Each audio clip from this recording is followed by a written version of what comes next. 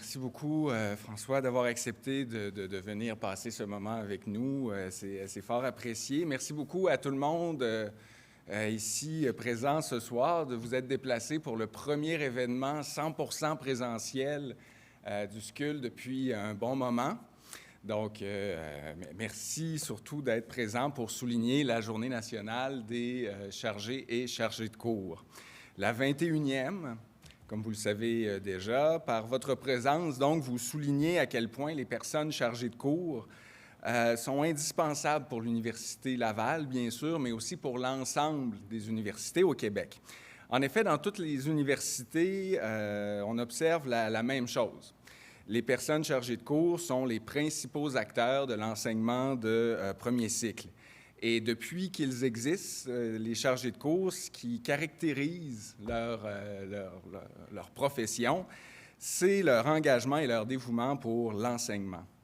Bref, sans la contribution essentielle des personnes chargées de cours, la société québécoise manquerait d'infirmières, d'enseignants, de dentistes, d'architectes, d'actuaires, de pharmaciens et peut-être même d'avocats, donc pour ne donner que quelques exemples.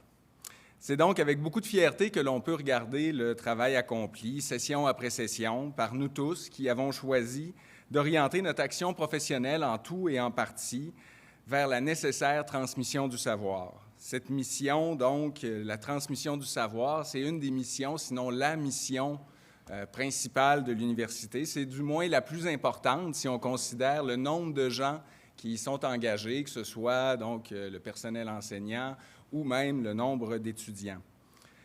Et donc, travailler pour la reconnaissance des personnes chargées de cours, c'est aussi s'engager dans la valorisation de l'enseignement.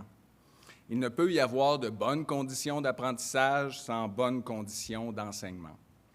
C'est donc avec cette idée en tête que je profiterai de l'occasion ici, de cette journée, pour faire un bilan qui n'ira probablement pas jusqu'au 19e siècle, rassurez-vous, mais un bilan important tout de même, puisqu'on est à la veille de souligner en 2022 les 35 ans du SCUL.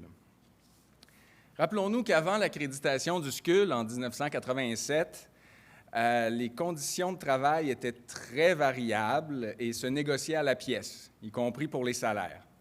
Il n'y avait pas d'avantages sociaux, ni de pourcentage de vacances, il n'y avait pas de pointage, pas d'accès à un bureau ou au service de secrétariat. Sans oublier que l'université limitait le nombre d'attributions à 4 cours par année et que nous n'avions non plus aucune présence sur les instances universitaires. Il va falloir attendre la 2e convention collective signée en 1991 pour que nos conditions de travail s'améliorent vraiment, on pourrait dire. On passe à un maximum de 4 cours par session, 10 cours par année. C'est le début de l'aide pédagogique, un bon rattrapage salarial et, je dirais, enfin, l'accès aux services de secrétariat.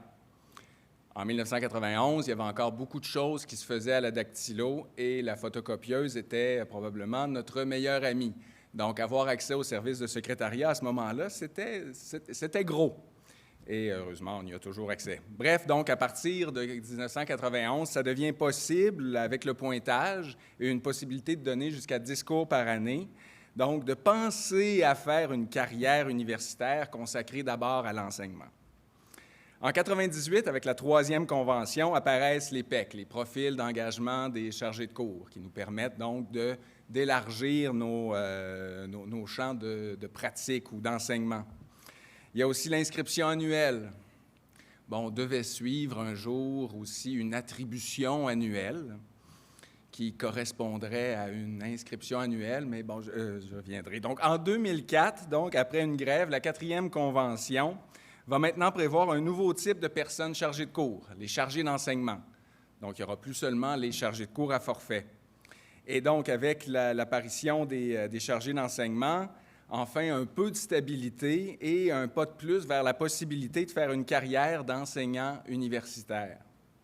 En 2007, après une autre grève, ce sera enfin l'arrivée des congés parentaux indemnisés et, en principe, du moins, une attribution annuelle.